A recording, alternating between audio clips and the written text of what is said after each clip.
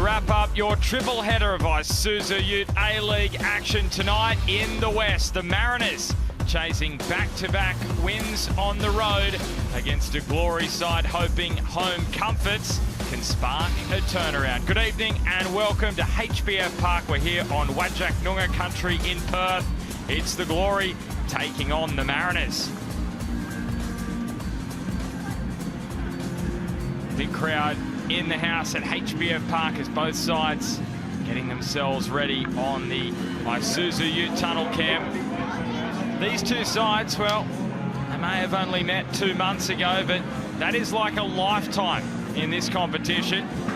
Since the Mariners' 1-0 win back in November, they slipped out of the top 6 on the back of a 6-match winless run, while Perth roared to life. They had 3 straight wins under new boss Adam Griffiths, but maybe the sands have shifted again. Perth's purple patch has faded, while the Mariners' dominant win in Adelaide has them believing again. So does momentum travel, or will Perth own the night here at home?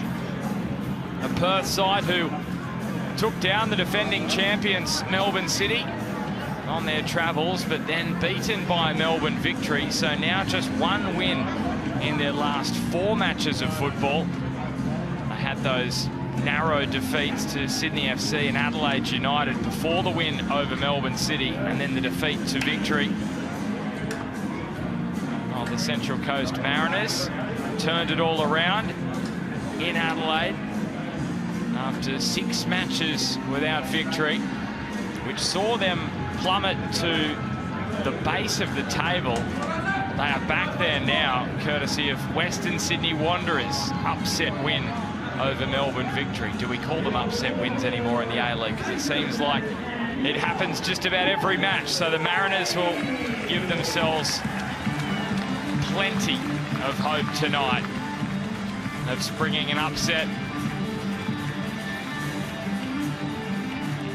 You can see win probability pretty much dead level.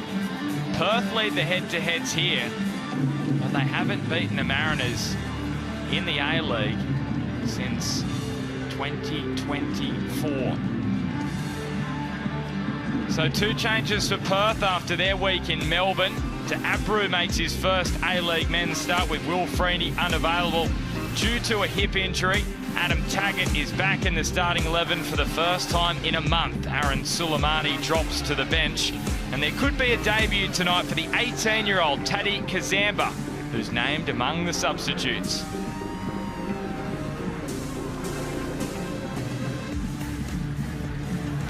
And Giovanni de Abru, the South African-born 18-year-old midfielder, makes his A-League starting debut. He's come off the bench in the last 3 matches.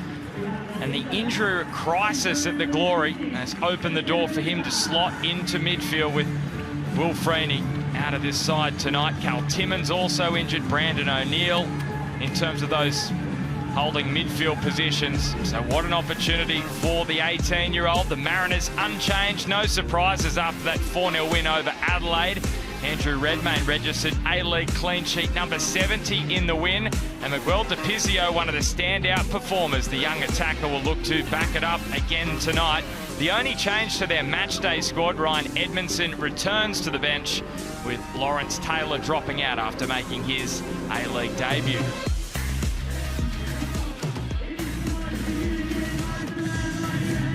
There's a milestone tonight for the Mariners. James Donachie joins the 200 club. You can see across 5 different sides. The Mariners, he plays his 8th A-League match tonight. A couple of championships, including 2014 with Brisbane Roar when they beat Western Sydney, and in 2018 with Melbourne Victory when they beat the Jets. Adam Griffiths said there was no tick for their week to Melbourne, despite winning against the champions. Defeat to Melbourne Victory soured that trip to Victoria, while for Warren Moon, he's been appointed head coach for the remainder of the season, which give the Mariners some clarity going forward. Ben Abraham in charge of A-League men's match number 87 for him. First time refereeing this fixture since 2019. Tim Danaskis is the VAR with George Lacrindis. Assistant referees tonight, Ashley Beecham and Henry Day, with Liam Barclay, the fourth official. So here we go. Can the Mariners make it back-to-back wins on the road, or will Glory rediscover their spark at home? And it's wonderful to be joined by former Matilda, Grace Gill. Grace, massive match here for two sides who have slipped towards the bottom of the ladder. They want to keep touch with the top six. Evening, Benny. Great to be alongside you. And two teams, you're right, swings and roundabouts for these sides. What feels like maybe a bit of consistency for Mariners that they're searching for after the back of a resounding performance against the Reds, and ups and downs for Adam Griffith's team. But certainly the Perth faithful are back behind this side after some wretched years. Wooden spoons in 21, 22, 23, 24, and then again last season. But you feel like despite 3 defeats in their last 4, this fan base now believes again with Adam Griffiths in charge. Off the back of those 3 straight wins, but they've got to get themselves back in the winner's circle, because we know this Perth side, they have been used to disappointment and they can't get into that habit of losing once again. No, not at all. And there is a sense of rejuvenation amongst the fans, and rightly so, as there should be. We've seen some really impressive performances from this team under the new boss. But now it's about finding, as I said, consistency, finding a few more goals more freely, not just relying on 1 or 2 familiar faces. Osler, Lawrence, the start that would have been. They may yet have a chance here. Bozanovsky strike. Pennington forces a reflex save out of Redmayne. Pennington cannot quite believe it. But that is the quality of Redmayne in goal. Well, poor defensively from the Mariners, first of all. This is well worked by Perth, but just watch here. The Mariners' defence, all out to sea, does not deal with it on the first time. Second time, Perth is first to it, but that is a top save from Andrew Redmayne. So Lawrence's delivery, and they very nearly score again. Adam Taggart pushes his header wide of goal. The Mariners a little sleepy to start here in the West, and they probably should have been punished. Yeah, that's putting it kindly. It's ball watching, standing still. Andrew Redmayne could only stand and watch, asking where his defence was. Inside 3 minutes. Adam Griffiths will have felt his side should have taken the lead by this point. The Mariners have got to readjust their body clocks, and fast.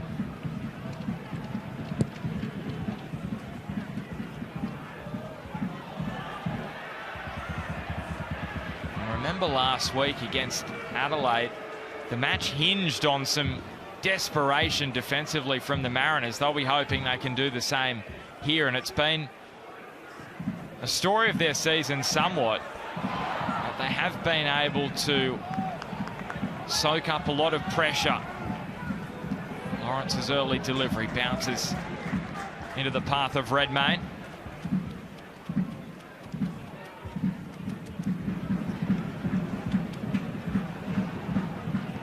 So the second meeting of these two sides, I was having a look, Mariners haven't even played MacArthur yet this season, but they played Perth for the second time.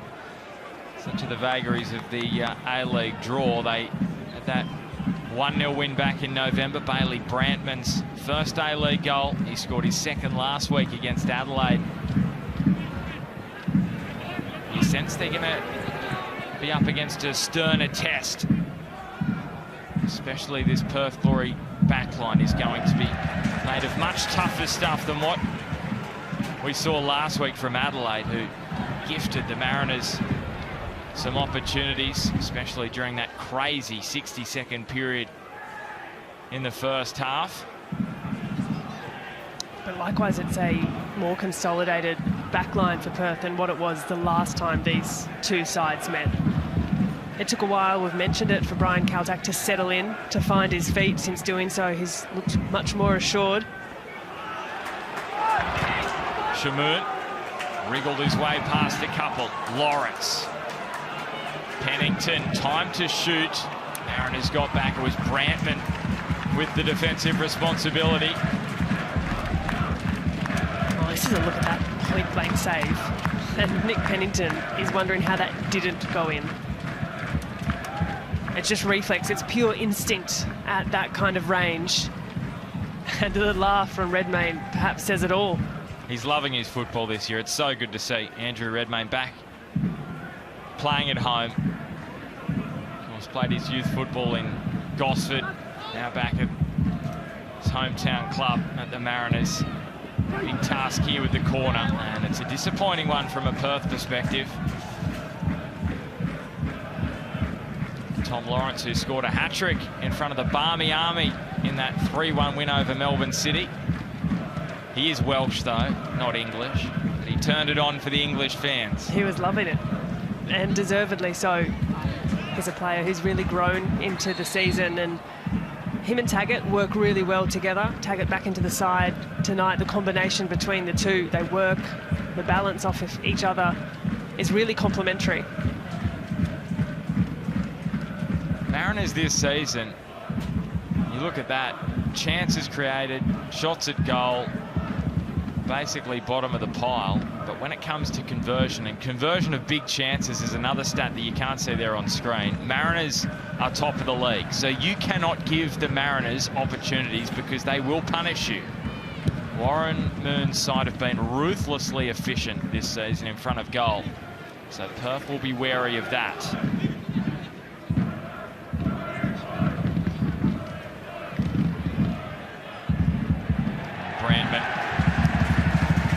Outmaneuvered by Sutton, and maybe a little learning there from Sam Sutton after the incident against Melbourne Victory, where he didn't show Jean Rowe to the byline that time. He nailed his task. It's a great point you make, Benny, in terms of the Mariners' efficiency or efficacy for that. There's just one time across the course of their games this season that you've been able to count shots on target on more than one hand. Every other game, there's just literally a handful. But when they have those moments and they can find the back of the net, it's just about creating a bit more for Central Coast, getting into those areas, finding more free-flowing opportunities. DePizio rolling it back to Brantman. He had his best, I should say, tap. This is Donachie, but Miguel DePizio, best performance of the season for the Mariners. Playing in a wider role. We've seen him playing this season in that number 10 wide left, you can see tonight. Last week scored a goal on his birthday and was a constant threat against the Reds. So Warren Moon has just shifted the pieces over the last month. It's a bit Muir playing up front, giving them a little bit more pace and energy in the press. Now the defensive responsibility. Pennington's ball off the head of Tap. This is Bozanovsky. Osler and Taggart with the snapshot. Taggart looking to break a bit of a goal drought. Hasn't scored since round one, and he will be hunting one tonight against the Mariners. They started well, Perth, Pennington lively. Definitely creating the more meaningful of the opportunities. A little snapshot here, just in tight spaces, a lot of traffic to work through. Maybe asking a little much of Taggart, the touch of Osler. 7 goals for Taggart against the Central Coast Mariners. 4th best record against any side as this delivery. Oh, Kaltak, Wharton, someone gets on the end of that, and it's 1-0 Perth. 3 golden chances in the first 10 minutes. Well, they need to be burying these, and that's a lovely, lovely delivery. The in-swinger from Sam Sutton, beautiful shape on it. Wooten with the hands on the head and just asking how he hasn't made more of that moment. Inside 10 minutes, Perth, well, they may rue these missed opportunities. Well, how often do we see it? They really can come back to bite you. Missed opportunities like that.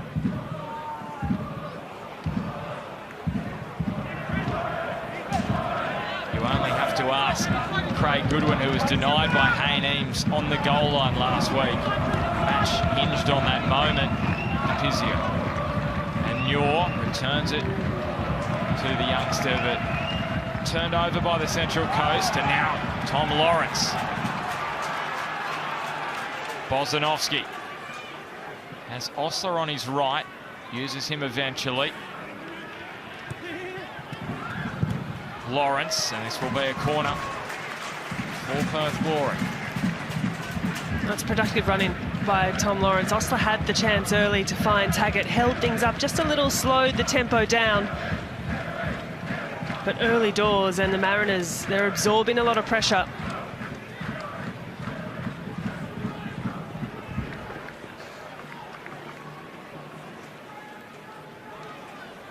So look at that, 4 corners to start this game. They've got the in-swinger of Sam Sutton. He goes low, a little bit of a change-up. Lawrence missed his strike. Oh! The man on starting debut to Abru, the latest to force a spectacular save out of Redmayne. Oh, how about this? Short corner straight from the training ground. Andrew Redmayne worth his weight in gold and then some.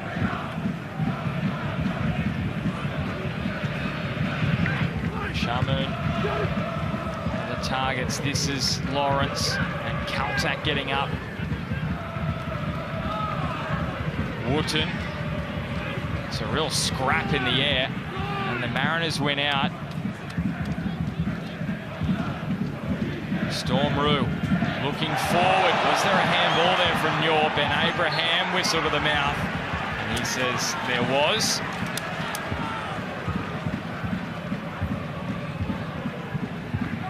Perth immediately looking to transition.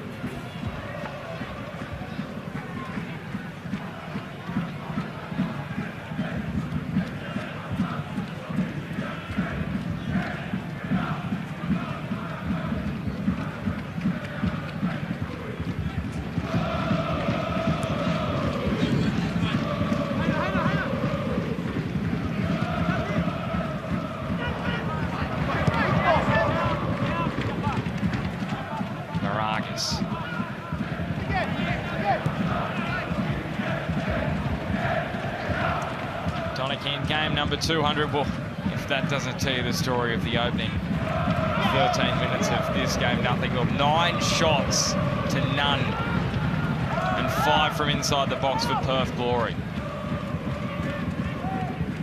So it's one of those questions, isn't it? Will the dam wall burst, or will Perth Glory get frustrated and the Mariners punish them at the other end? Brantman trying to get it onto his left boot.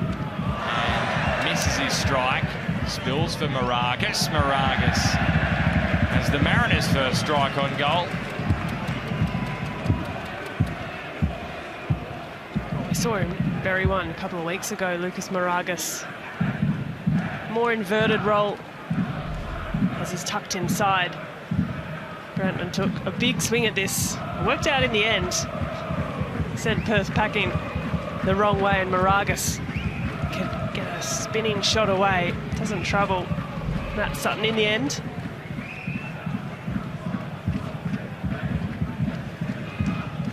Well, Perth Glory fans, you can understand why they're enjoying the turnaround, you could say, this season. Last season, just 4 wins the entirety of the previous campaign. They win tonight, they have 5 in the first 12 matches of the season, and they'd have 16 points. Last season, 17 points the entire season. So that's just a little snapshot of Perth last season to this year. And tonight, well, you just saw that XG. They should have at least 1 goal in the opening 15 minutes. Both of these two sides attack heavy in the first half. Expect goals in the first 45, And I'll tell you what, I feel like the first is not far away, Grace. Yeah, there's something brewing here. Lawrence, Taggart, and you can see as well, that's a really great turn of speed by Tom Lawrence. Just looking for the run of Taggart, tries to slip it through, runs out of space in the end, and asking plenty of Adam Taggart. But they work really well off each other. They understand the movement, the timing. And there's a lot of industry into what Tom Lawrence does. His work rate is pretty exceptional.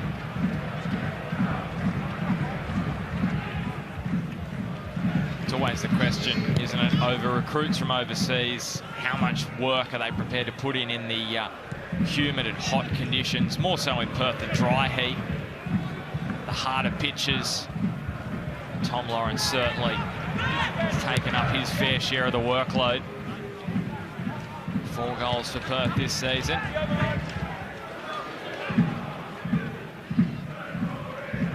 Steele.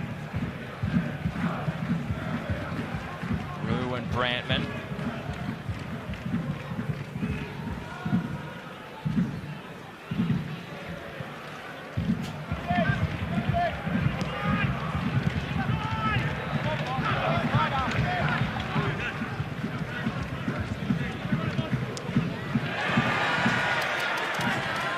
No whistle for DePizio, as much as he wanted it from Ben Abraham. He comes back, and he may well have won the ball back here for the Mariners in concert with Eames.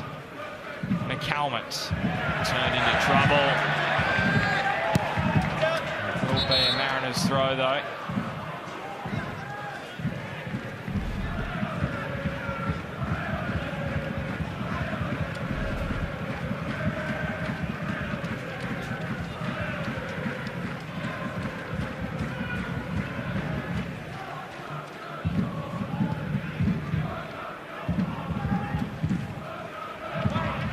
Good win in the air up above Shamoon, but then it was Kaltak up against his old side.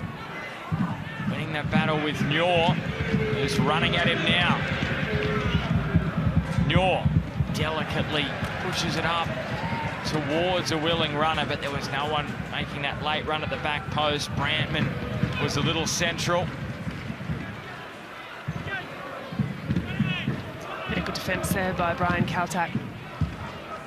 Just slowed Nyor down enough, didn't bite in at the challenge. We see the Mariners setting up with a much higher line to that of Perth.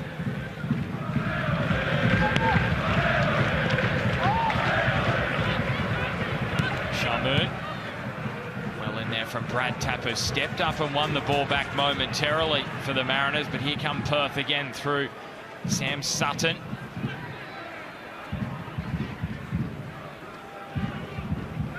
Cycle through Bosdanovsky. Clips it up towards Lawrence. Under the pressure of Donachie. Couldn't keep it from crossing the byline.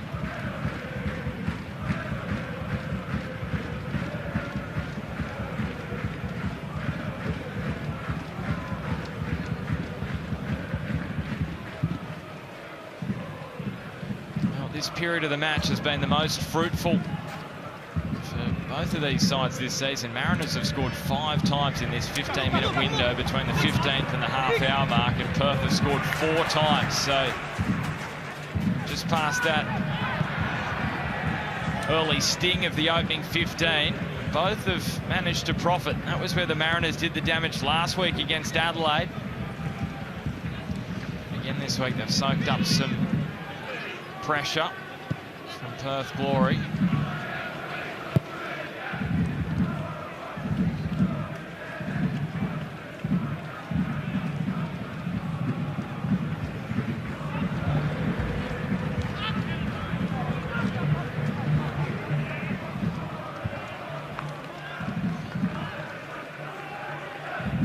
Shamoon.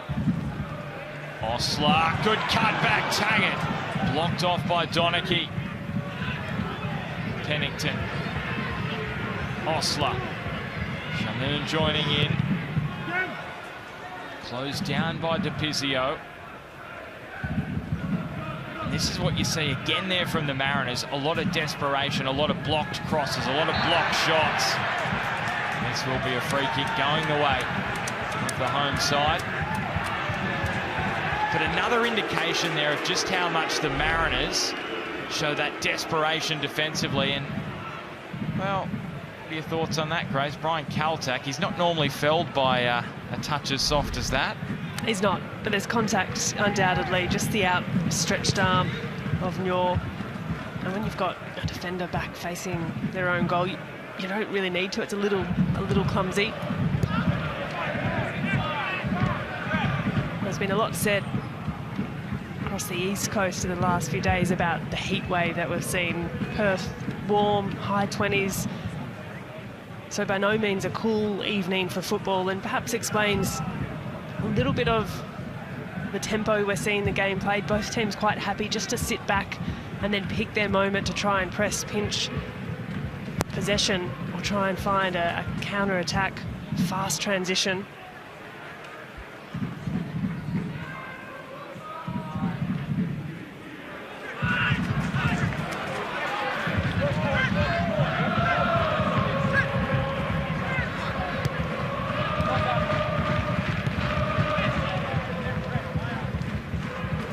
First goal, so vital. Look at the Perth Glory record when they score first.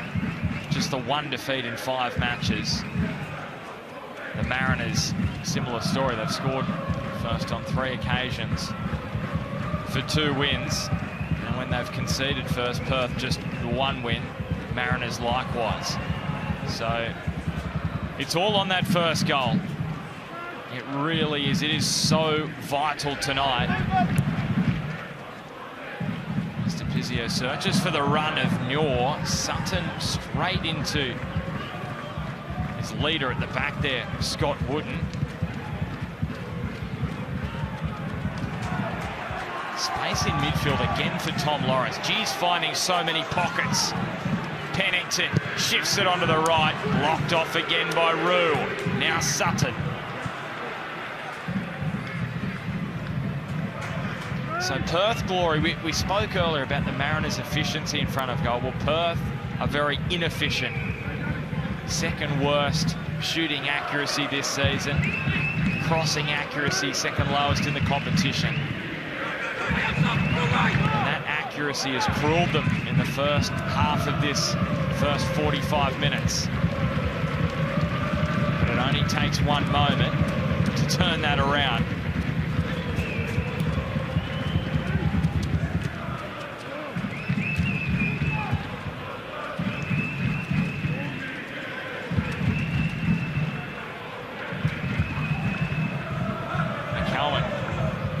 In the back of Abreu favoured him, but Shamoon recovers for Perth.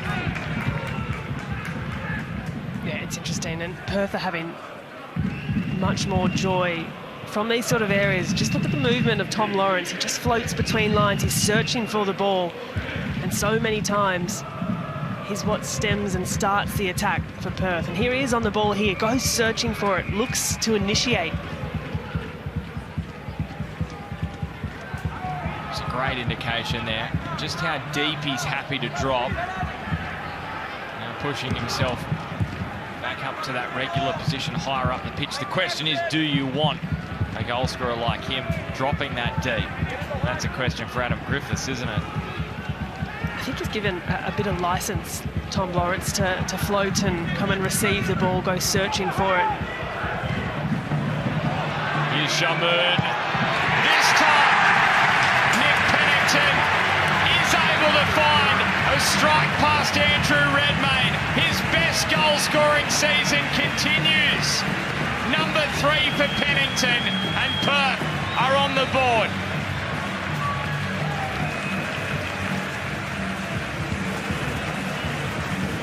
Well, that time it had to be, and it just had to be for Perth Glory on the Harvey Norman replay.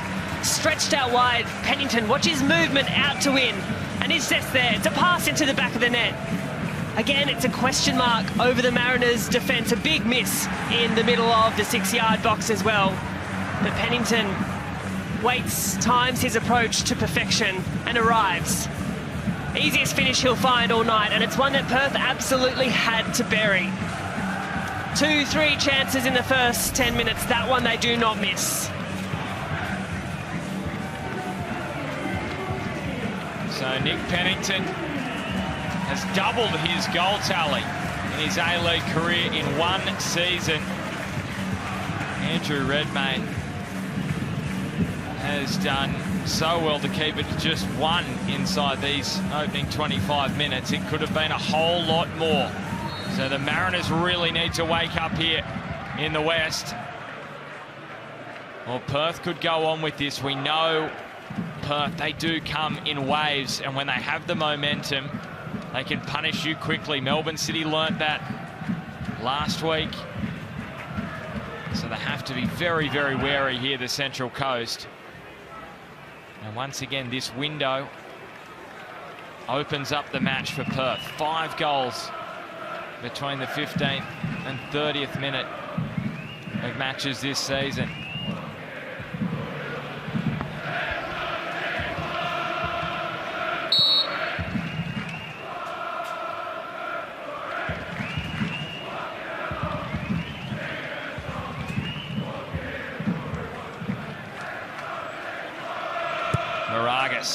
Early delivery. Wharton with the header away. The shed full of voice. Glory have to be on red alert here for this Mariners set piece.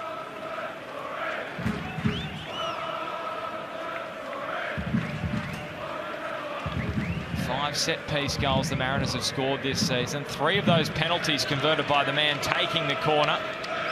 And a couple of corners have resulted in goals. Caltac strong in the air. Spills for Brandman and Steele. Uses McCalman. Muir at the back post, and that tap was arriving late.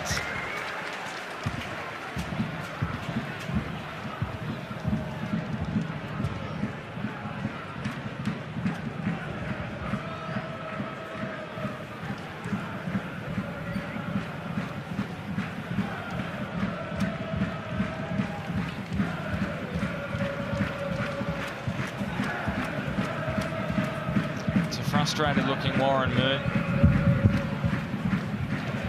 Just feel like his side hasn't given themselves the best chance in the first 27 minutes.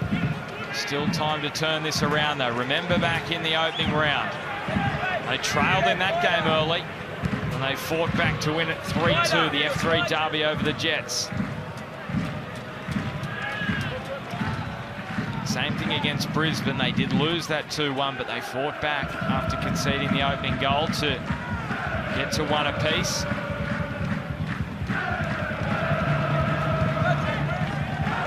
Somehow Osler has kept that in, but it was just a heavy touch, which was pounced on by Tapp.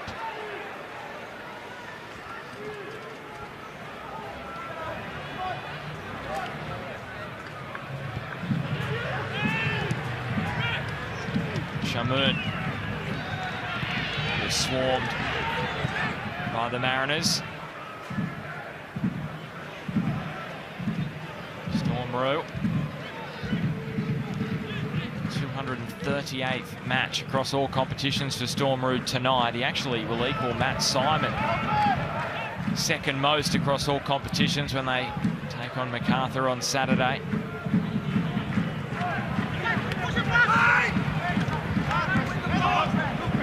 Real experienced cog in a youthful side. You see those statistics. Probably similar kind of trend to what we saw when these two sides met back in round 4, where it was Perth who dominated. And they couldn't score that night. And then the Mariners punished them in the second half. And that was in Adam Griffith's second match in charge before the 3-match winning streak. Dabru. And Pennington knocked off the ball, but legally, according to the referee.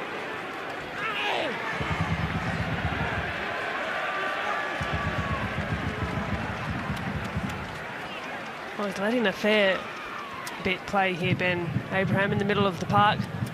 Shouts from either side, looking for those free kicks. Not giving, not doing, says the referee. But it's allowing for a fairly free-flowing game. which is what we want to see. And the Mariners just starting to pinch a little higher. And if they can get this press right and win possession back further up the field, perhaps as they've done here, they might have a little bit more joy trying to create some of those attacking options.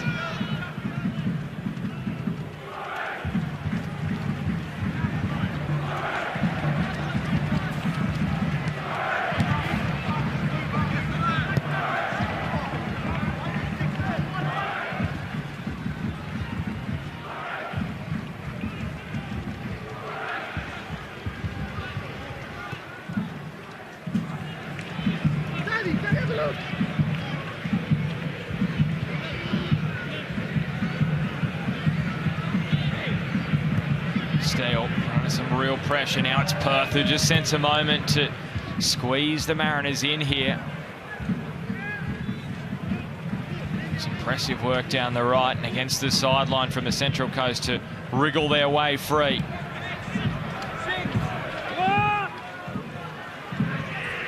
Moragas versus Bozanovsky.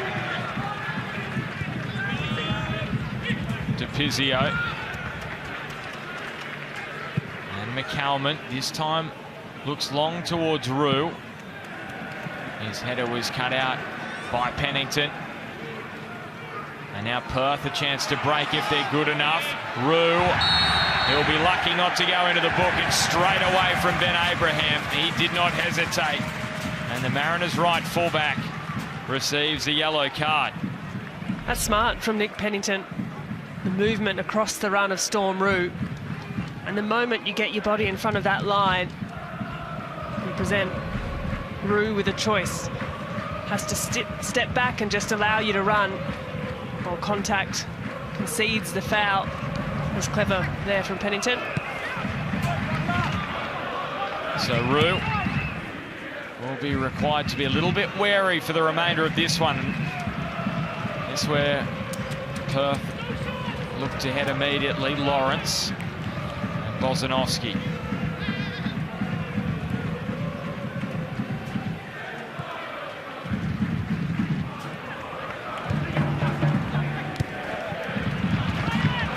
It was a real problem for them, Perth, against Melbourne Victory. This little passage of the game before halftime, and yes, they're away from home.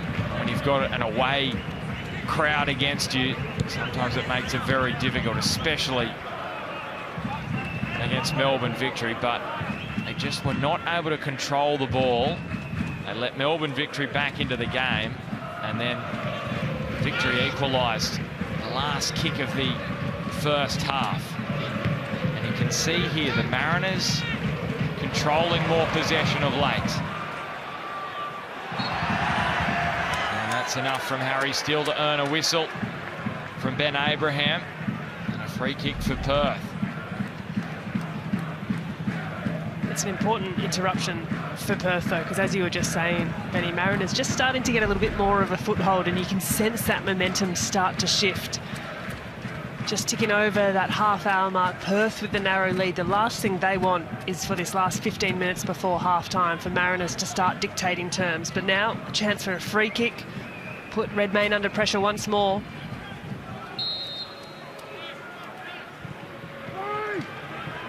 Up towards Wootton. Pennington thought about the bicycle, I thought, the first time and then the second. Spills for Shamoon. Surely the Shed weren't urging him to shoot from there, were they?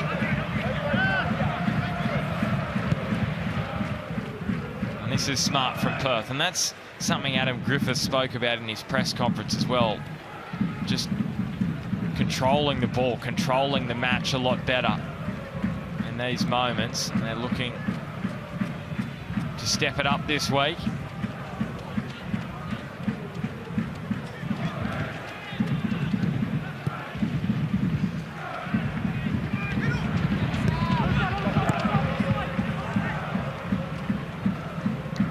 Turned over again though, Brantman. And Muir in a foot race with Wootton. Muir was always going to win that little battle. Brantman hangs it up. Unfortunately for the Mariners, not many targets in there. McCalman not the tallest of timbers. They are able to recycle, though, through Steele, and now Eames. McCalmont, decisive. DePizio! He only needs an opening like that. And so nearly he punished Perth. That's really sharp. The pass, first of all, from McCalmont. Turn, shoot on sight from DePizio. It's left Matt Sutton on his knees. Whips away a strike that just skips across the surface, and it does not miss by much. They're the little moments that the Mariners can find their way back into this fixture. Little half chances presenting. DePizio certainly capable.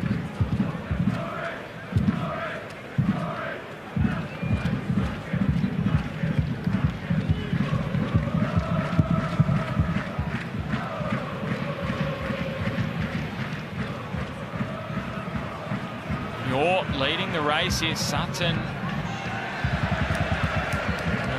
Quickly out, had to retreat, extinguished the issue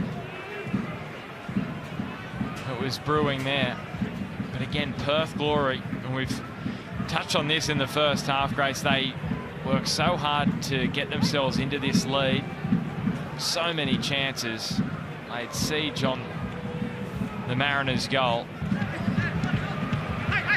They can't give it up now in the shadows of half-time.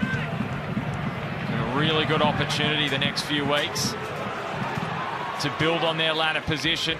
If they can get this job done tonight. Brisbane Roar at home on Friday night, but their focus right now is the here and now with the Mariners. Wozanovski and Sutton just not on the same wavelength there as Lawrence.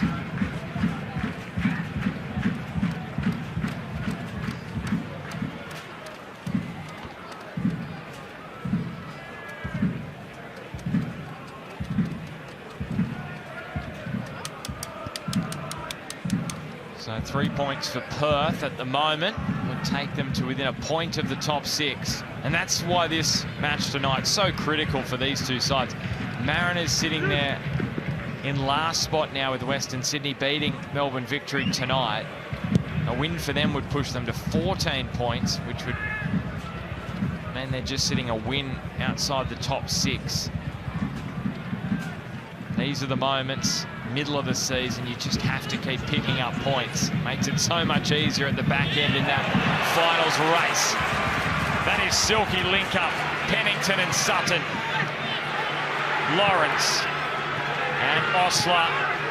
Osler onto the left. Had the channel blocked off by Moragas.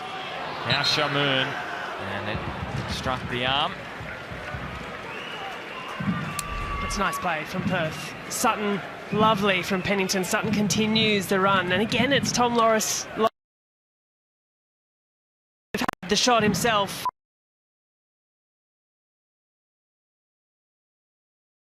By the Mariners defence, Lucas Moragas.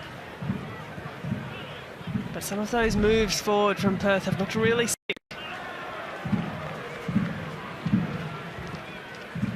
So that statistic, and we also spoke about this earlier, the Mariners' desperation. Yes, a lot of chances they have to soak up, but their desperation inside their own 18-yard box, evident once again.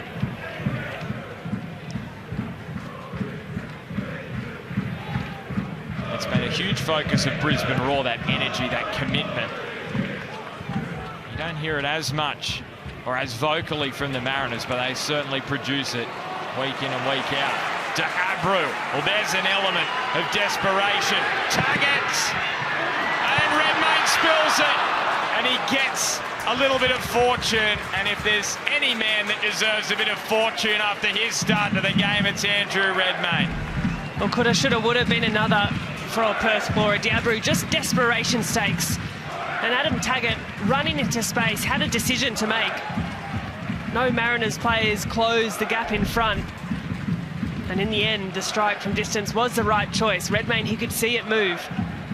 Struggling to get a good hold of it. And like any good attacking player should, Pennington was on site, Lawrence was on site, just couldn't get that finishing touch. Look, I don't think it's unfair to say that inside this first half, Perth could have had 3-4 goals.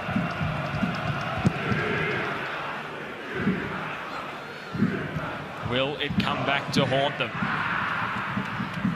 That is the question that lingers at the moment.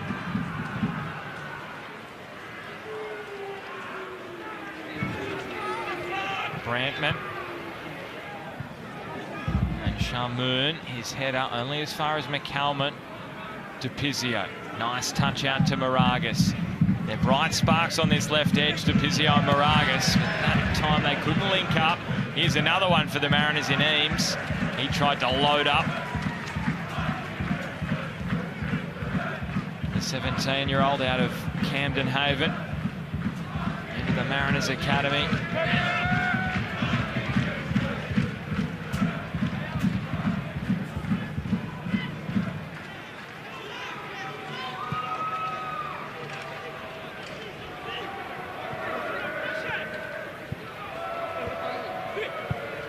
Brantman, nice run from McCalmont, in behind, hangs it up, Muir rose up above Caltac.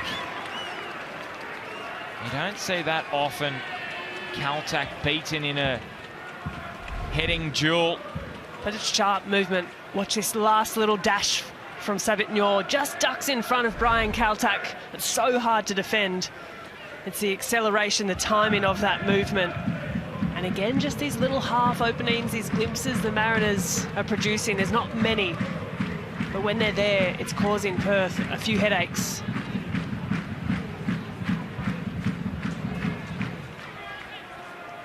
It's a wonderful sight to see the shed packed on a Saturday night in Perth. No doubt they'll be pleased with the scoreline, but they will be feeling like they need another one, just a bit more of a buffer.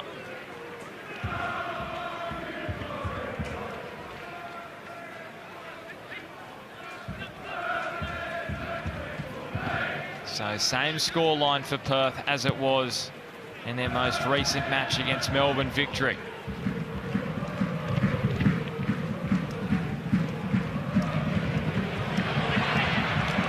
Lawrence. Into the post. Another chance evaporates for the Glory. You almost heard that one before you saw it.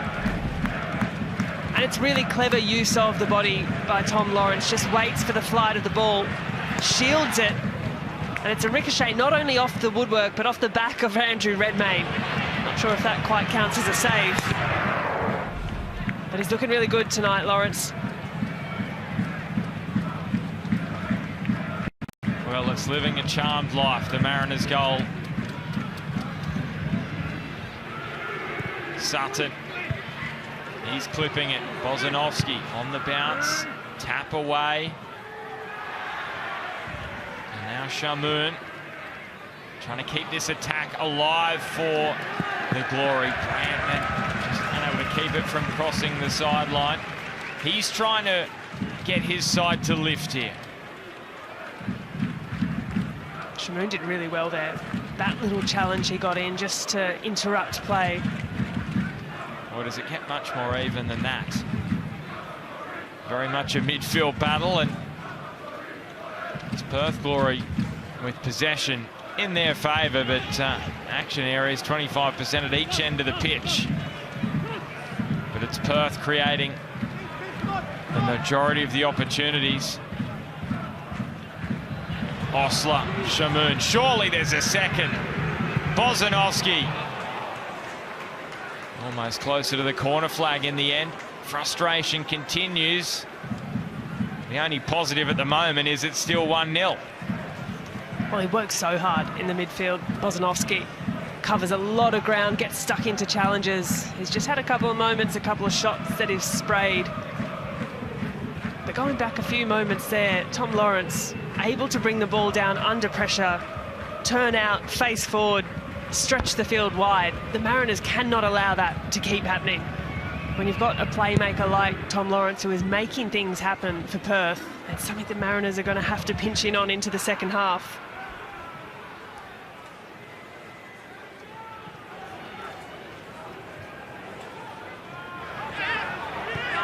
You feel like the Mariners have to bring some of that desperation they show in their own 18-yard box into the midfield battle tonight, and into trying to control Tom Lawrence's movements further up the pitch, because he's running right, as you said, Grace. So into stoppage time now in this first half. Just the 1 minute. When you look at those midfield matchups for Perth, Bozanovsky, Diabru and Lawrence dropping in to provide support for the Mariners, Steele, Eames, McCalmont, I'd say they're a little bit more passive, the Mariners midfield. We're seeing a lot of proactive movement by Perth Glory, searching for the ball, winning their duels, winning their battles.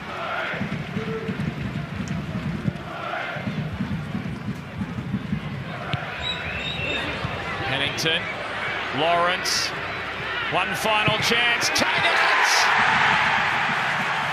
It was bound to happen. Adam Taggart with his first goal since round 1. And Glory get their second before half-time. And he's now just one of Perth's A-League all-time leading goal scorer. Well, it's no less than they deserve. And on the Harvey Norman replay, again, it's worked well over the top from Perth Glory. A lovely touch as well inside. And just a little release pass, the tightest of spaces. Taggart can run through. And look where he's come from, across the field. Lawrence with the assist. Yes, a wicked deflection, but can't take it away from the industry of Adam Taggart. And it is no less than Perth Glory deserve.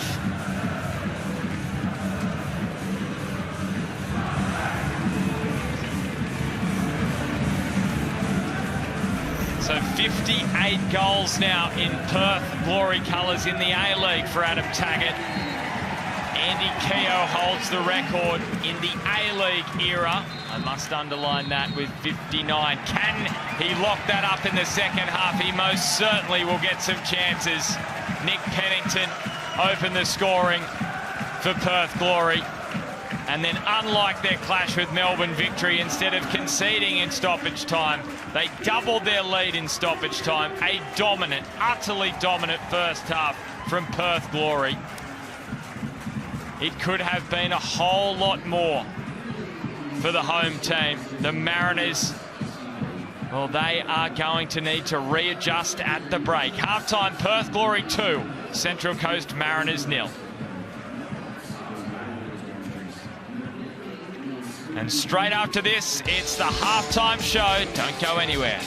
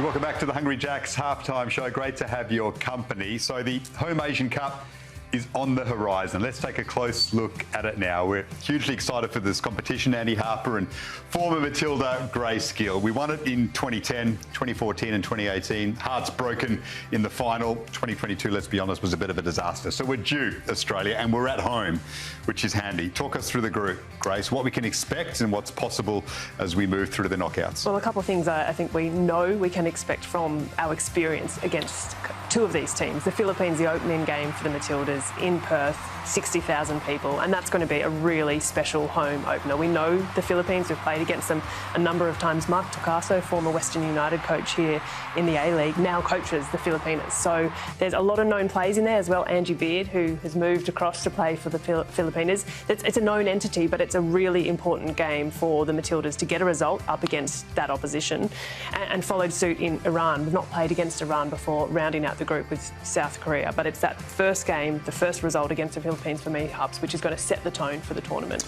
And the last time we played the Philippines was in Perth, and Tocaso was his first game in charge, and they opened up. They thought, we'll take the Matildas on in an open match, and they got hammered. I don't know if they'll make that mistake a second time, because that really that was at a qualifying campaign, that really set the Matildas up for that little circuit. The other team in the group, the Korea Republic, is the team that knocked the Matildas out, ignominiously I might say, in the first knockout stage last time of asking. And the third point that everyone is talking about is, if this team, the basis of this team, doesn't win this trophy, then which trophy will they win? Because the turnover of players has been minimal. There's been some important inclusions over the years, but the core of the team is still this golden generation. Fantastic club careers, well led, they've got enormous pedigree, but the sand is dripping out of the hourglass for this group of players to claim what they believe, and most of the fans believe, is their entitlement, and that is a trophy to boast of their exploits. A World Cup semi-final, fantastic. The Olympic Games, but it's the last Asian Cup, to me, which is like a fur ball, you know, and it's got to come out.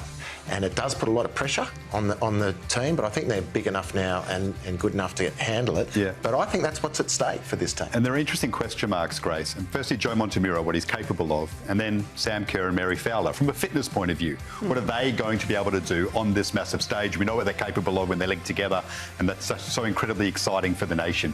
But that all sits in limbo right now a little bit, doesn't it? It does. They're two players that are, if both are fit, they are locks in this Matildas squad. And we know what Sam Kerr can do on the world stage. Mary Fowler as well, who's looking to recover really well from her ACL surgery.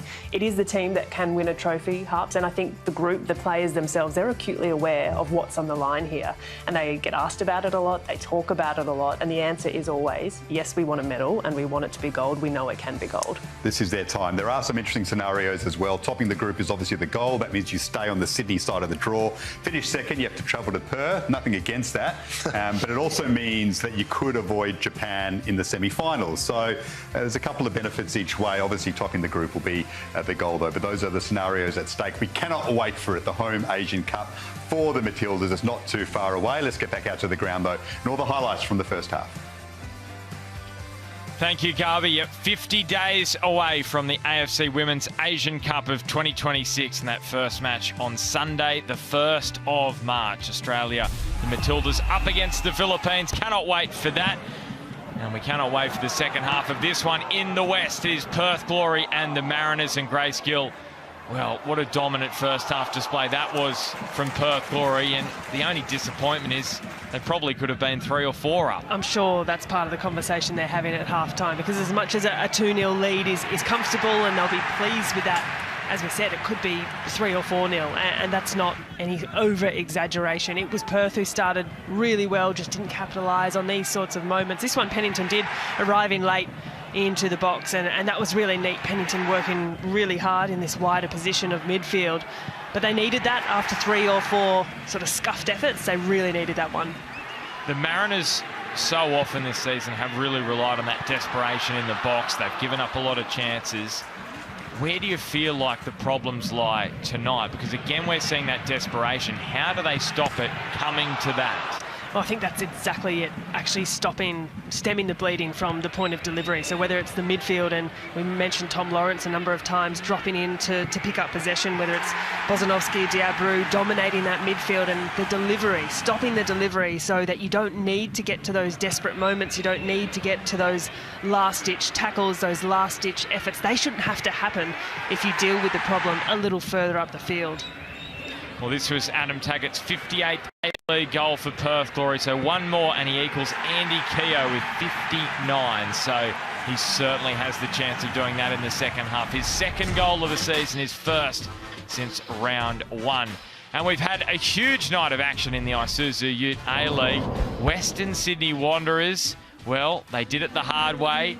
A penalty from Costa Barbarousis, and they defended their way stoutly to a victory in the second half, Grace. That is huge for Alan Stadgic. Well, it felt like it was going to be a moment either that victory went on with this incredible run of momentum, or Western Sydney were able to disrupt that. And at the other end of town, MacArthur, who have had a really good rich vein of form as well, could not find that against a firing Sky Blues, who found the back of the net with ease.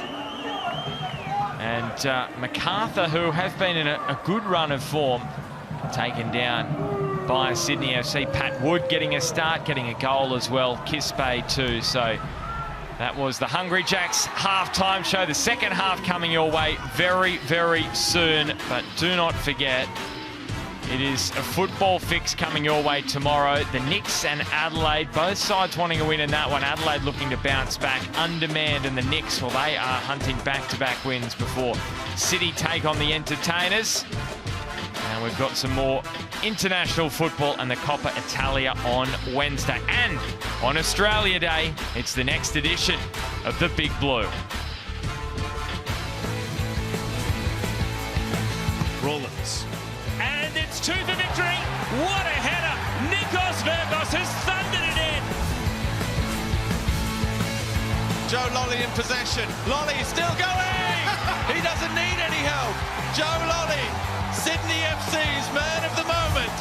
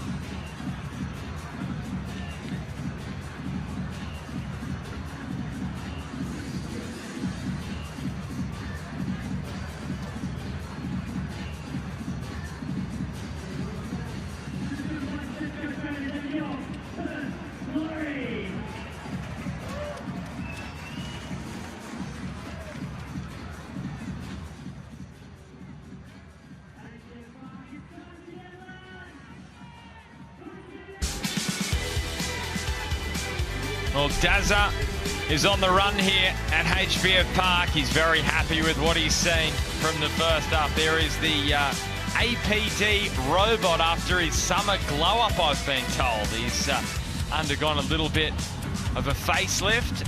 He's got a bit of a camera there as well, and he'll be loving what he's seeing tonight. His side leading by a couple of goals to nil. Pennington and Taggart on the score sheet.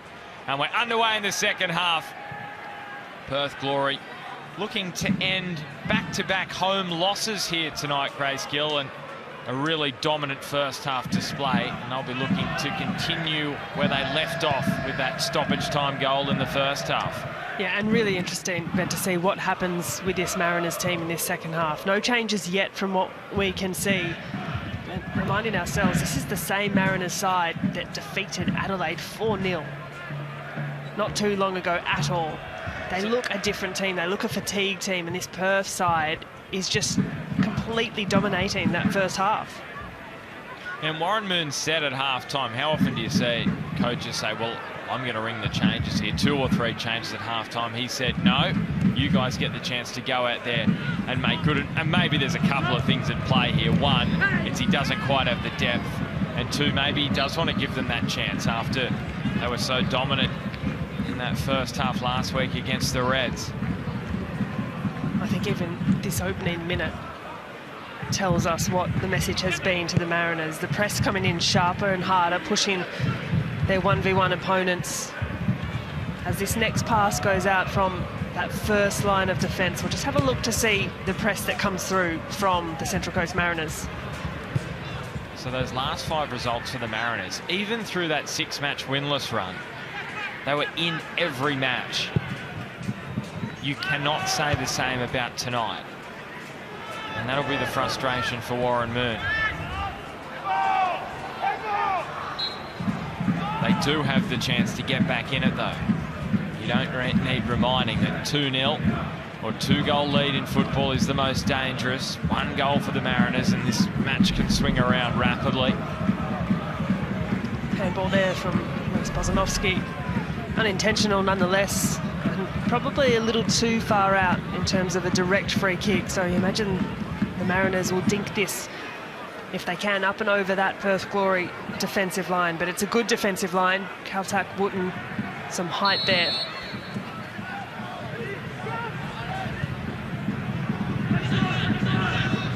Brandman and McCalmont into a crowded penalty area. Donachie in game number 200.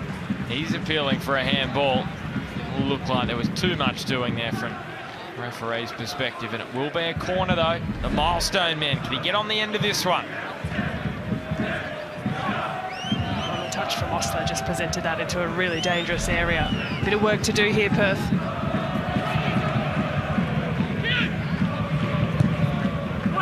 McCalmont.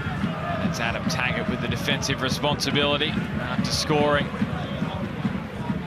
Back into that first half well. I can just imagine Mariners fans watching that moment. Sabit Nyor has made up for it, allowed them to continue this raid. Rue up towards Donachie. McCalmont tracks it down. DePizio onto the left, and little deflection made it a simple task for Matt Sutton.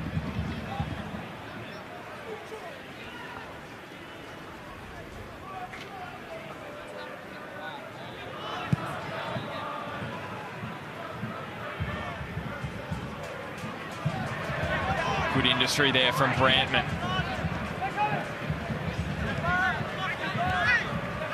And that is the area of the pitch. To be fair, Brandman has done his fair share of work. It's more so that midfield that Grace was touching on at halftime. Really have to step up, win that midfield battle. Because once again, it's Perth winning. Bozanovsky, too sharp in there. Shamoon swerves away from DePizio.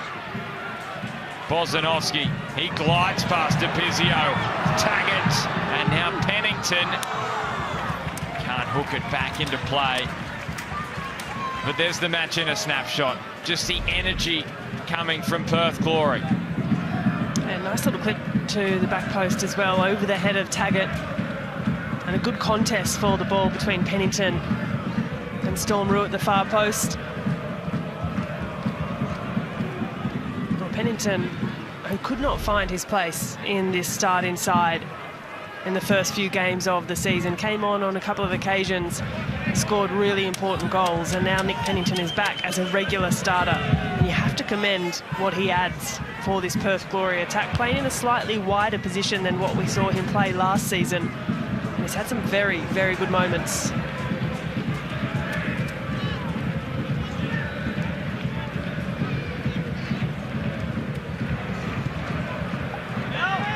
Brantman able to face forward, but unlike last week where he was just given the space to literally run between both centre-backs, to Abreu shut down the space, and then Kaltak and Wharton gave him no time to think.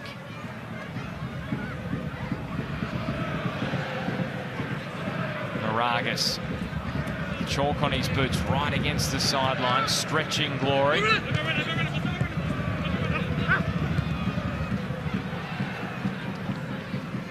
Brantman, McCalmont, tried to let it drop, and Steele.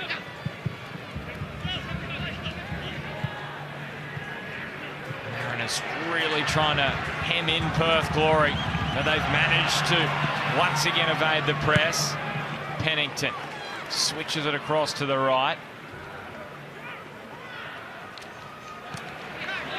Osler in a tight area did nicely, but Chamoun gifted it back to Pizio and the Mariners.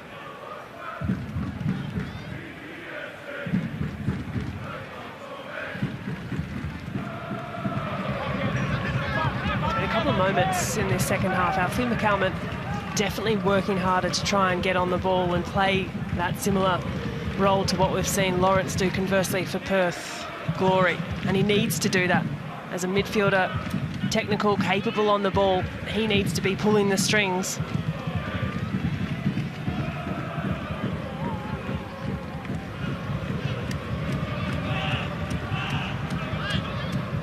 Names, Brantman.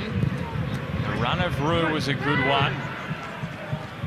Perth again with all the answers defensively. Osler. And Lawrence uses Taggart. It was just the touch and the pressure of Tap. He is sniffing a double for the first time this season, Adam Taggart. That's a wonderful captain's contest. And again, it's Tom Lawrence involved. The ball over the top and Taggart's clever run. Brad Tapp there to cover.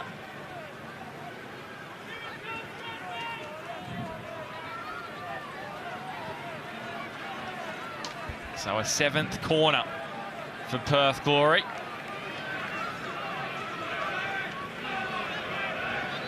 Kaltak and Wooten will be sniffing around here.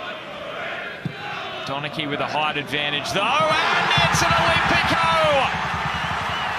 Well, can you believe that? Quite remarkable from Tom Lawrence. What a night he's had, and a goal to cap it all off. He's got 5 now for the season. The man from Wrexham in Wales. On the Harvey Norman replay, Tom Lawrence joins the ever-growing list of players leading the Golden Boot race. And Olympico tucks its way into the far corner. Redmayne beaten, can't do anything on this occasion. Perth Glory, a deserved lead. And perhaps this is the tally that they should have found in the first half. They've found it now. But don't the fans just love it? Well, it's not welcome to Wrexham, it's welcome to Perth. Tom Lawrence, what an impact he's making. And have a look at that list. We're running out of space on the screen for the leaders of the Golden Boot. Cosgrove, Brook, Eze, Sawyer, Burgos, Caputo, Rose, and now Tommy Lawrence joins the pile-up.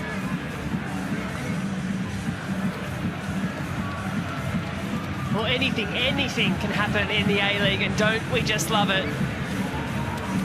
The ladder congested. A single result can spin teams back on their own head. Oh, he could take the boot race very nearly. Oh, they are sniffing a big scoreline here tonight, Perth Glory. Big flashing warning lights for the Mariners as Hayne Eames is now limping. We know he had that knee injury earlier in the season. He looks like he's all right at the moment. But the Mariners have to stem the bleeding, and at the moment they just cannot stop the Glory.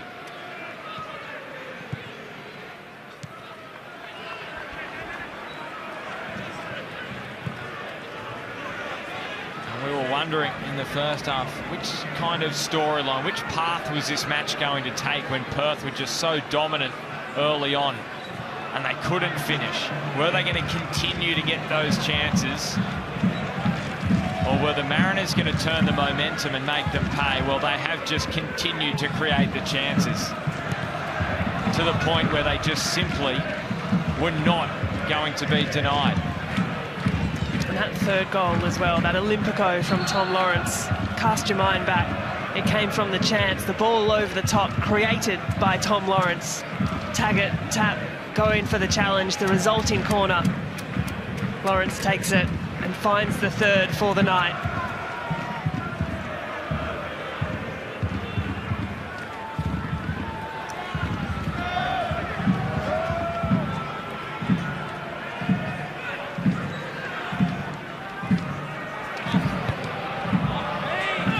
And even that off the heel of Stormroo when it's not your night. The Shed, the many generations of the Shed, they are loving life tonight. So good to see after such a wretched run, the recent pass for Perth Glory. These fans are back on the bandwagon. Taggart, is there history for him tonight? Adam Taggart. And Redmayne clears it away, so that's what you get to witness tonight. Late nights in Perth. History-making nights potentially. Could Tom Lawrence go to the top of the Golden Boot race? Could Adam Taggart go to the top of Perth Glory's all-time leading goal-scoring charts in the A-League? One more goal for Taggart, and he goes level with Keogh. I must say, Perth Glory all-time leading goal-scorer. Across the NSL, Bobby Despotowski with 116. Adam Taggart has got 61 in that race. That's across all competitions. And well, many Perth Glory faithful will say that that record will take a lot of beating. As Pennington just addresses an issue with his boot here. Just the side of his boot. Stomped on it, might have just...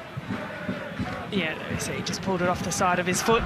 It's the old schoolmates prank. You're walking up the stairs and someone steps on the back of your shoe. It's a flat tyre, Betty.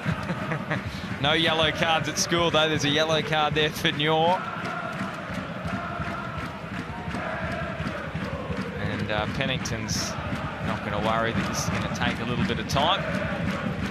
His side's up 3-0, and well, it's comprehensive for Adam Griffiths. It isn't, and to be honest, I'm really surprised we haven't seen some sort of change from Central Coast, whether it's personnel, formation. I thought the first couple of minutes in this second half, there was a bit more intent behind the press from the Mariners, but that's since just faded. Maybe the goal took the wind out of the sails of the Mariners, but there needs to be a change here. Well, I know Warren Mooney's been desperate for the transfer window to open up. January 14. The Mariners looking to bring in some reinforcements. Nathaniel Blair, who was previously at Perth, understanding that he will be in Mariners colours. So too Ali Orgler, the former MacArthur Bull. There are reportedly some other players as well heading to the Central Coast. Hopefully for the Mariners, no departures. Well, to their key players. I know there are some that they do want to let go of. We'll see how that plays out. when the window opens up next week. So a triple sub being readied for the Mariners.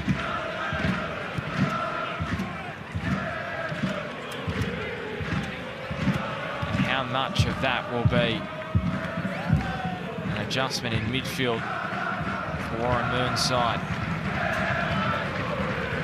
Eames just beaten to the punch once again. Bozanovski, space to the right. Taggart goes left. Bozanovski.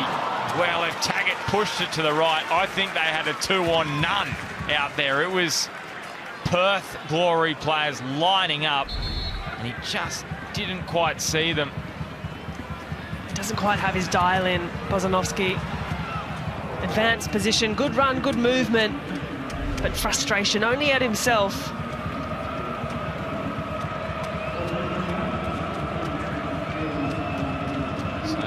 Three-pronged substitution here. Arthur De Lima comes on. Will Kennedy. So Storm Rue, who's on a yellow card. And Harrison Steele also benched at the hour mark. So my thinking here is Harrington's going to go into the back line, and that will mean Tapp pushes into midfield. So it'll be Harrington and Donachie as those centre-back pairing, and Tapp into midfield. We'll see how that can alter things for the Mariners. It is an issue for them with Nathan Paul with the under-23 Aussie side. De Lima and Kaltak getting it away momentarily to safety. They just can't quite clear their lines at the moment, and you're still down in the box. Clutching at a collarbone, maybe. Well, after just making 3 changes, they don't want this, the Mariners. Is it an arm? Sam Sutton insinuating it might be an arm/elbow.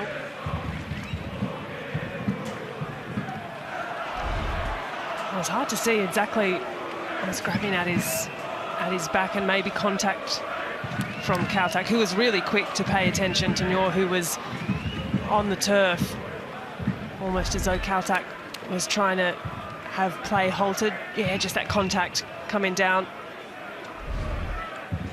No malice whatsoever, but it's a big body to come clashing down onto your back like that. Nyor back to his feet, okay to continue. I'm still trying to work out what went on there.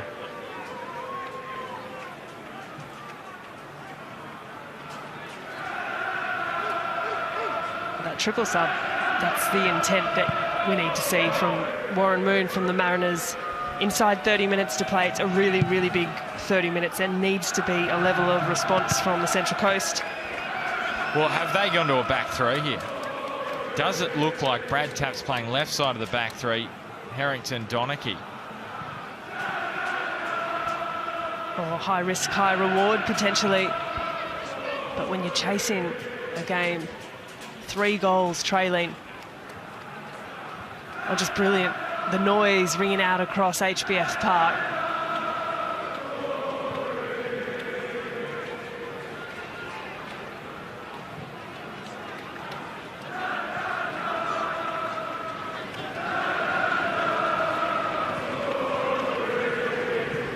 And they're back at home on Friday as well against Brisbane Roar.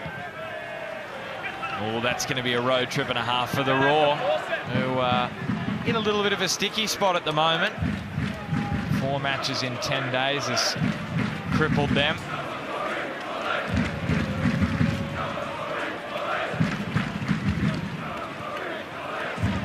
So Kennedy, the latest Mariner to cough it up. Bozanovski floats it over the top to Shamoon. Closed down by Moragas. To Abra, geez, done all the 1%ers so well tonight. Just nailed his moments. Has not missed a beat, the 18-year-old in midfield. With the injury crisis in the midfield for Perth Glory, what depth they have in that area.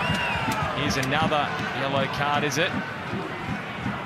Doesn't look like he's gone to the pocket, Ben Abraham, just a warning. I spoke about the Mariners needing to win some of their midfield battles, and maybe on this occasion Hayne Eames has taken that a little too literally.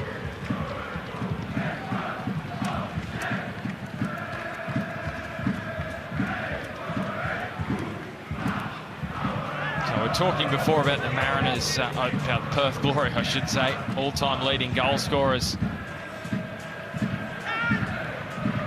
Adam Taggart with 58 in the A-League, looking to lock it up with Andy Keogh as the Mariners on the break with Moragas. DePizio blocked off by Caltech. Oh, that has hurt him. I reckon that struck him in a really tough spot there, Caltech. He'll need some deep breaths. Taggart and Lawrence both looking for doubles tonight.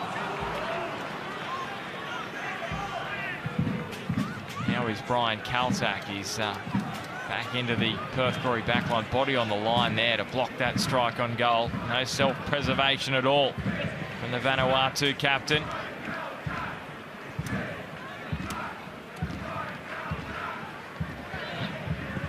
DeLima.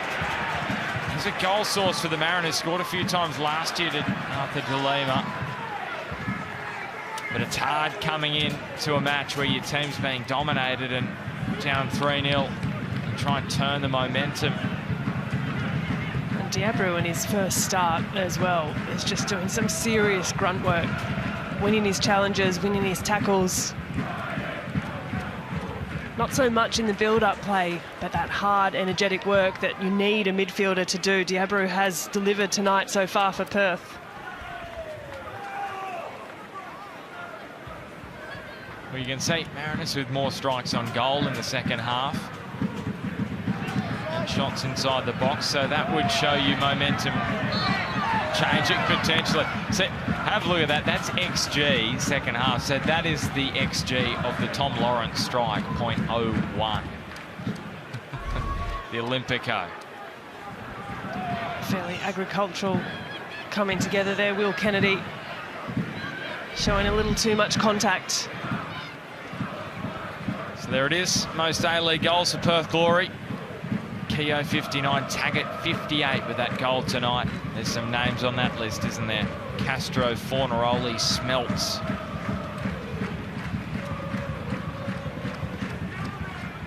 Speaking of Kiwis, Shane Smeltz bottom of that list. Sam Sutton, gee, that eye is bloodshot, isn't it?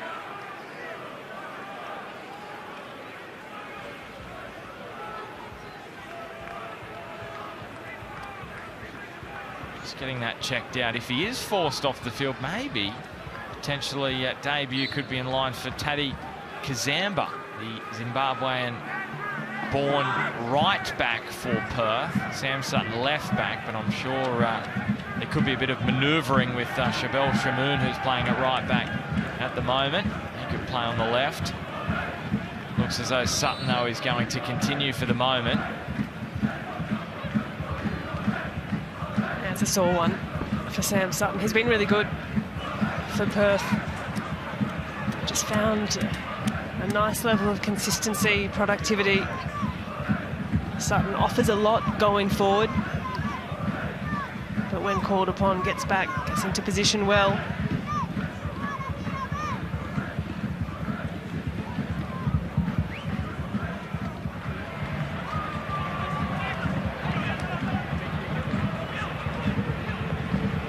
Diabru. Taggart. Diabru. Oh, he gets back up again, Giovanni. That would have been one of the most remarkable goals in A-League history, I dare say, and one of the most embarrassing defensively for the Mariners, because one man showed more energy than about 4 Mariners. He just did not give up on it. Now it's Moragas at the other end with a strike wide of goal.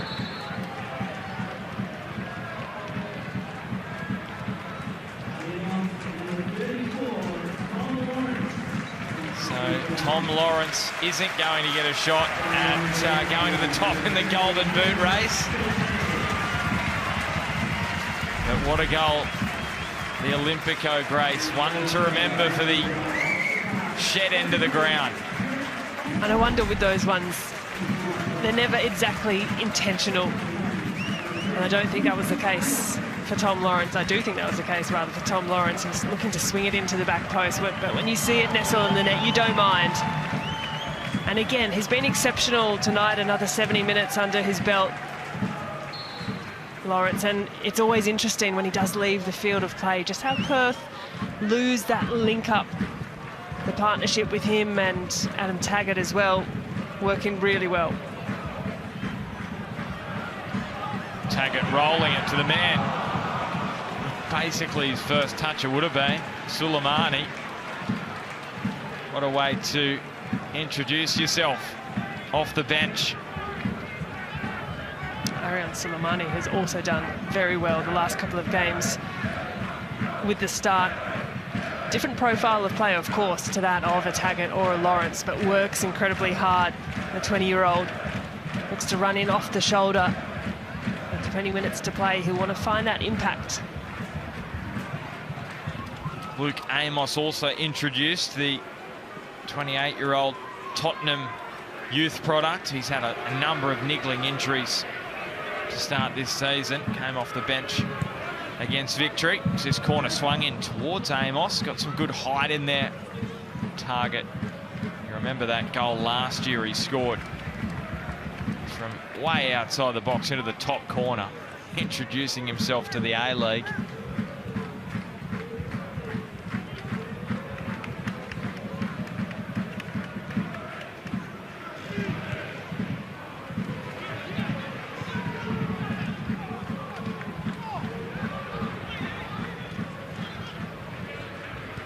I must say, gee, it's impressive, this youngster, Deabru, able to play 71 minutes and counting, considering there's no NPL on at the moment, and he's been coming off the bench. So his fitness, evident for all to see tonight, in the midfield as well. Suleimani shaping to cross. Drops it back for Kaltak. Amos.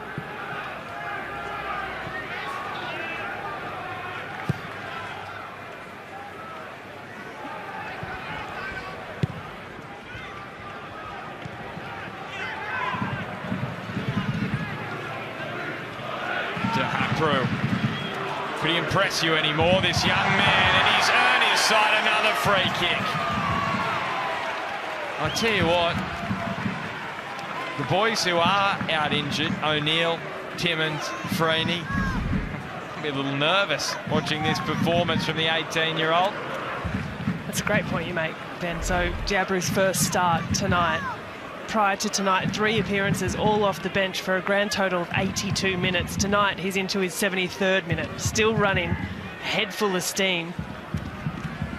And this is a welcome return for the Glory, so Sam Sutton will be replaced. He's still struggling. You can see that eye very much bloodshot. So gives Adam Griffiths an opportunity to return Zach Lisalewski to A-League action, who's had a hamstring issue he's been dealing with, which has caused him to miss the entirety of the start of the season. He was part of the Young Socceroos Asian Cup winning squad. Amos from distance, he very nearly did it again. A scorer of spectacular goals. You cannot take your eyes off Luke Amos. Well, I thought the touch from Bozanovski was a little cruel. Luke Amos had to get it out from under his feet, hit it really sweetly, and again it's Redmayne. Far and beyond the busier of the 2 goalkeepers tonight. So short is the option. Bozanovski, the deliverer.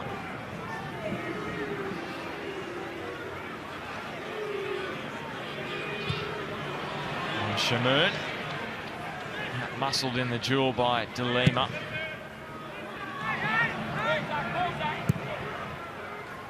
Eames floats it over the top for Nior.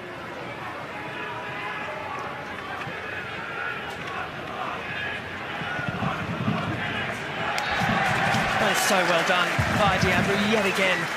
Just held his ground, didn't bite in at the contact. Really well defended. And it resulted in a Perth Glory throw-in. He's not going to win player of the match, is he? He's not far off, is he? He's had a very, very good game, Giovanni Diabru, the 18-year-old. Doing plenty, and then some in the midfield. And there's a long list of Perth players who are still yet to return from injury. But he's putting a stake firmly in the ground in the middle of the park. Well, I've counted 8 in total that are currently out injured. O'Neill, Timmins, Kaczarski, Wales, Cook, Despotowski, and Nasmo and Freeney. And Kwan No, of course, departing during the week. An overseas opportunity in Ho Chi Minh. Amos. And it was Eames on the stretch to break down a promising Perth build-up.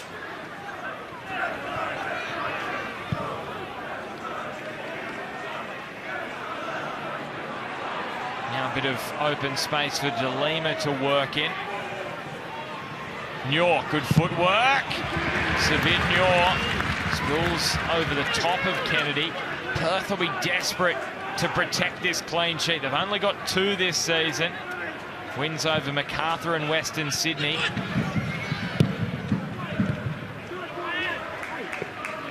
That Western Sydney match, of course, was where they were down to 10 men for a large chunk of it.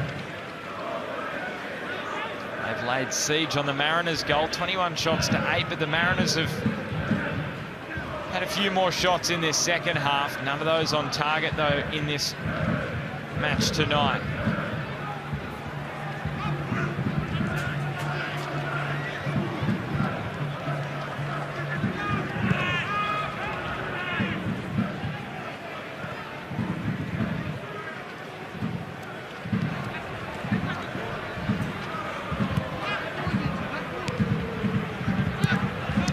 Has not been a game this season where Perth have had this many shots or shots on target, far and beyond their most fruitful in terms of chances.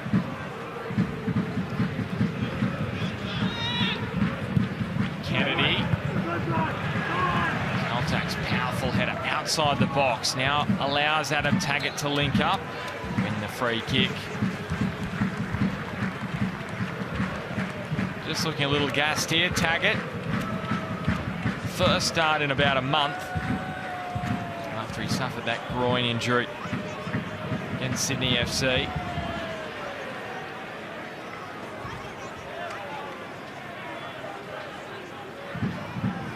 So bench options, they've still got Popovic, Fox, Popovic attacking option, Fox defensive, and then Kazamba fullback. In terms of the outfield players, Ryan Warner also there, the backup goalkeeper, with Cameron Cook injured currently.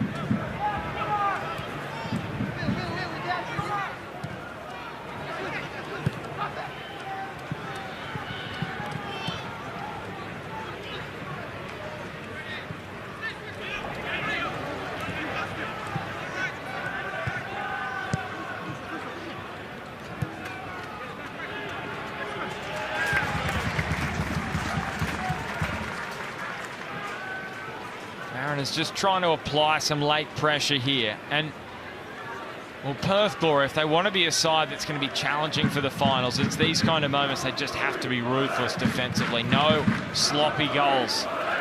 Brian Caltech and Scott Wootton marshalling their players inside the box.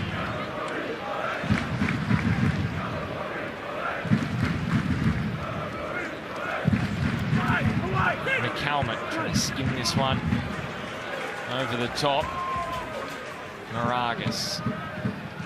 McCalmont.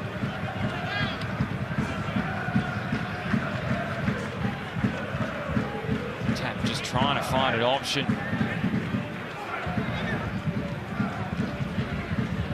De Lima. And now to Pizzio.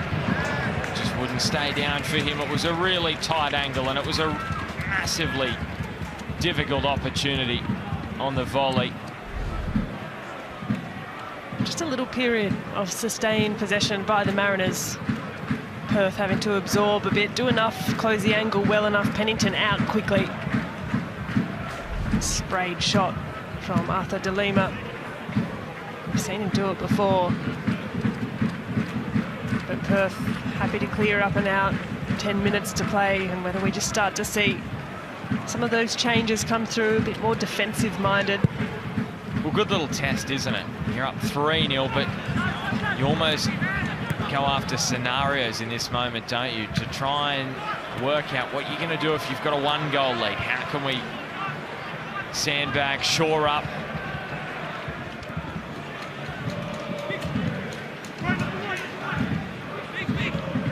Griffiths was absolutely filthy, that late goal they conceded against Melbourne City, and they're looking to keep a clean sheet that night. That 3-1 victory.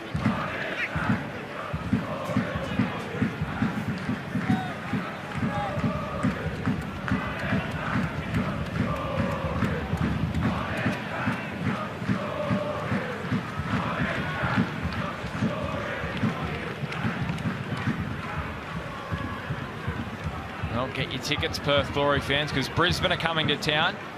I think it's safe to say the team that everyone loves, Grace. Everyone's appreciating the change in style from Brisbane Roar this season, as much as they think no one is, but it's going to be must-watch action. What an opportunity for the Glory it would be. They get the job done here, back-to-back wins. And Brisbane Roar, 3 straight defeats. They don't want to lose another one, because all of a sudden you lose 4 in a row and you can be out of the top 6 after potentially fighting for top spot just a week ago. They've been a really fun team to watch, Brisbane. They've managed to work some really decent results. They've got a little bit of a cloud over them at the moment. Of course, Jay O'Shea injured, and we know Lucas Harrington departed. But such is the transfer window for all teams, opening shortly. And that movement we see across clubs is always fascinating. They did some good business in the transfer window at the back end of last season, Brisbane, so no doubt they'll be looking to bolster.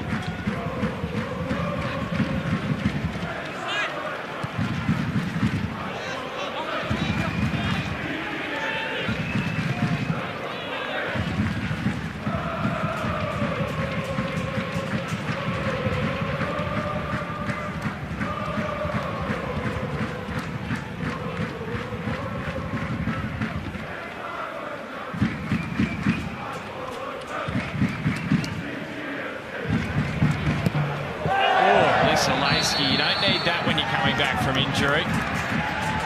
Kennedy's just gone straight through him, and he's gone straight into the referee's notebook.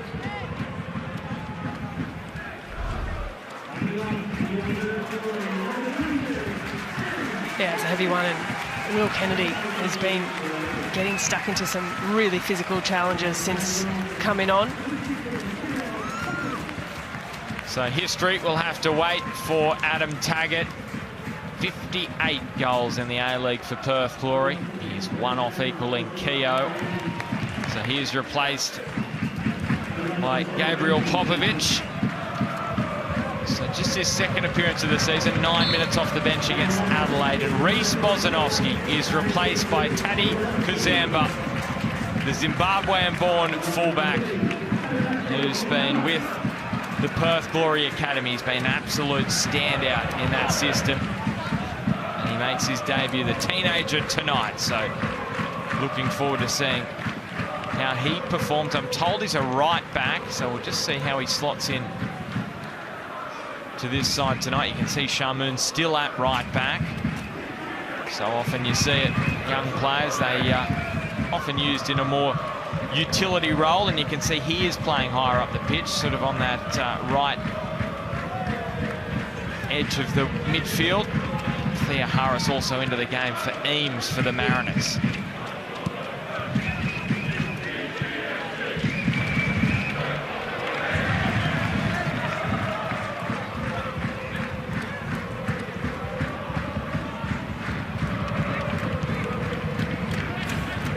Well, it's interesting. Ryan Edmondson remains on the bench for Central Coast Mariners. A striker experience, you'd say, obviously not first choice by Warren Moon at this point. Joe Marston medal winner. Will he still be at the club in a week? That is the question.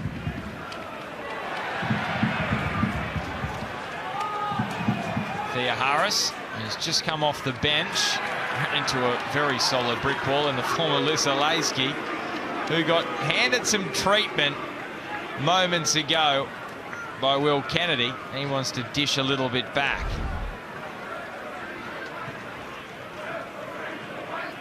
To be fair to him, I don't think there was much in that. And the Sheds got their opinion. Good press there from Kazamba.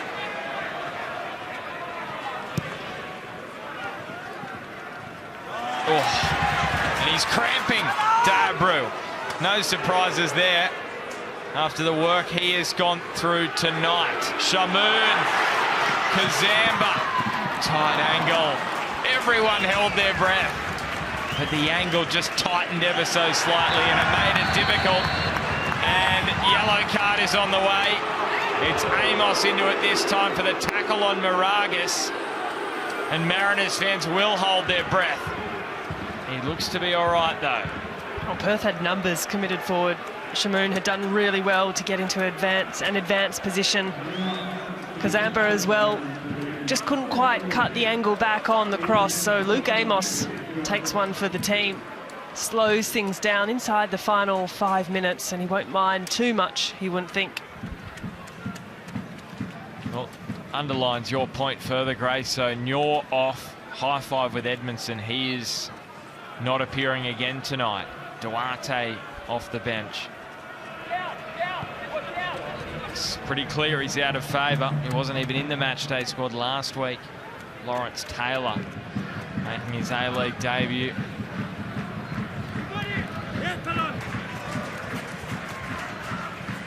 Sad to see. A hero of a grand final victory at this point now, where he's not getting game time for the Central Coast.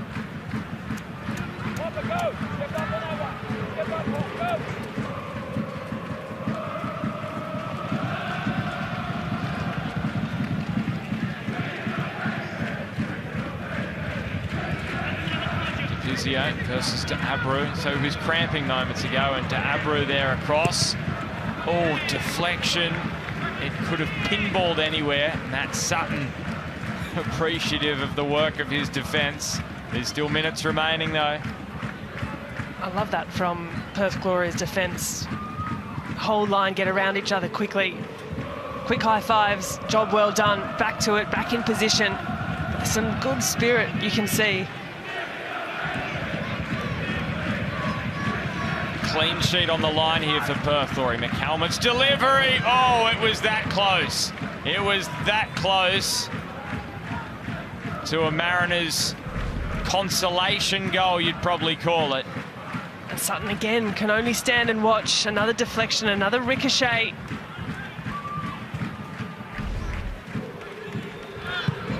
Another grapple in the box. Donachie fell into the goal. Referee didn't think there was anything untoward.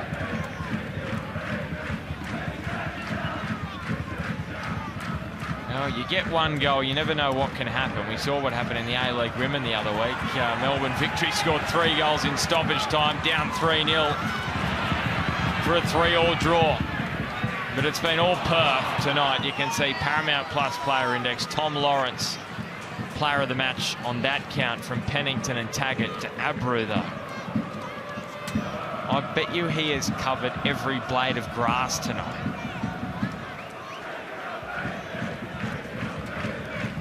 I'd love to see his stats on the tracker.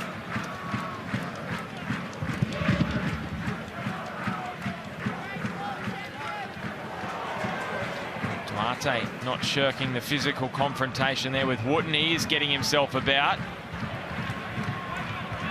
Oh, where was that from the Mariners a little bit earlier in the night?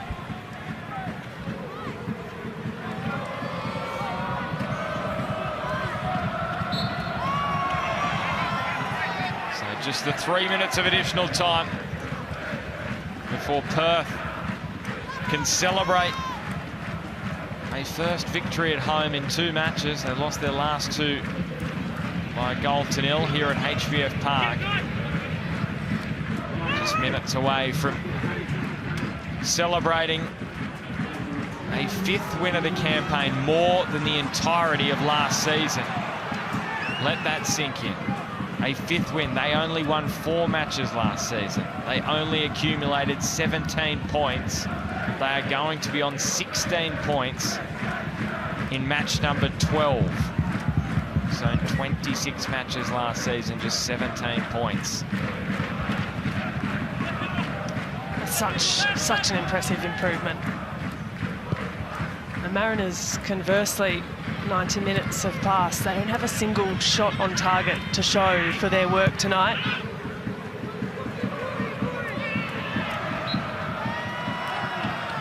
Well, it looked like there were green shoots last week for the Mariners. 4-0 win over Adelaide. Massive result on the road. And now going to be leaving Perth tail between their legs ahead of home bout with MacArthur on Saturday before they take on Auckland FC away from home. Warren Moon, Josh Rose, Danny Vukovic there analysing the vision.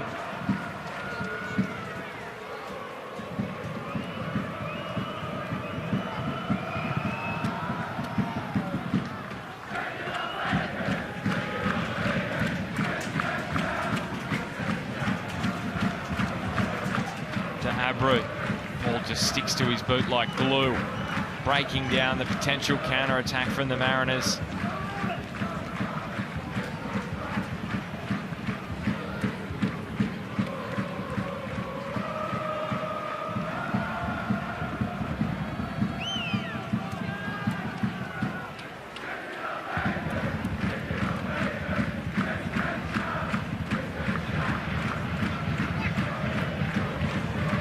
Trying to see this one out, controlling possession right until the very end. Find a forward passage.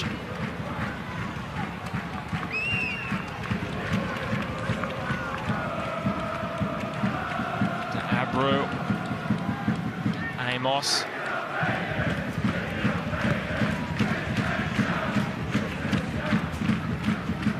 Popovic. Kazamba.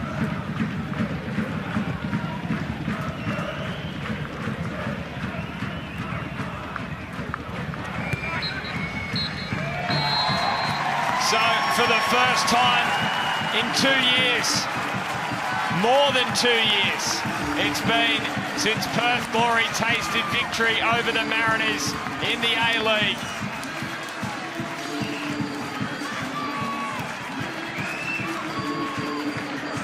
Five wins for the season, more than the entirety of last campaign for Adam Griffith's side.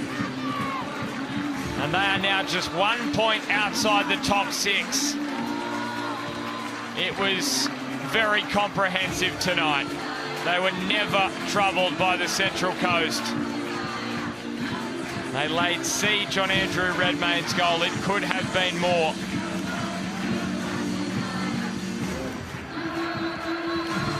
Pennington, Taggart and Lawrence, the goal scorers. Kazamba a debut. He will remember this one fondly. So too will the Shed. And James Donachie in game number 200 won't have happy memories of a milestone match. Mariners missed the chance to win back-to-back matches for the first time this season. Full time in the West, Perth Glory 3, Central Coast Mariners 0.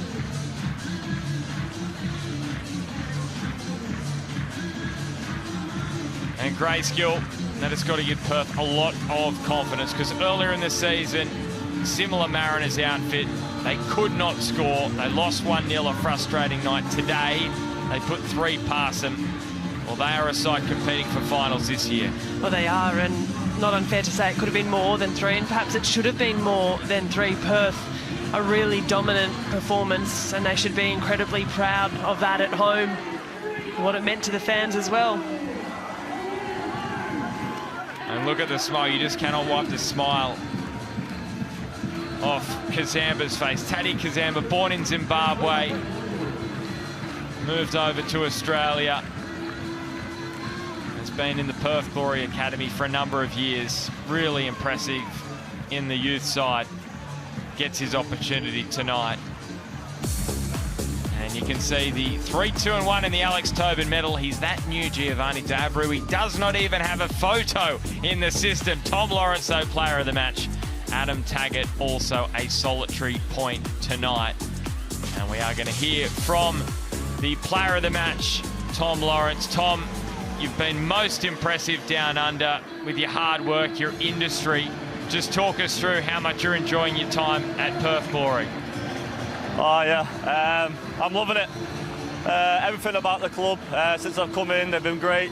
And yeah, I'm just good to see performances like that from the full team. I thought we were outstanding today. Tom, congrats on your performance.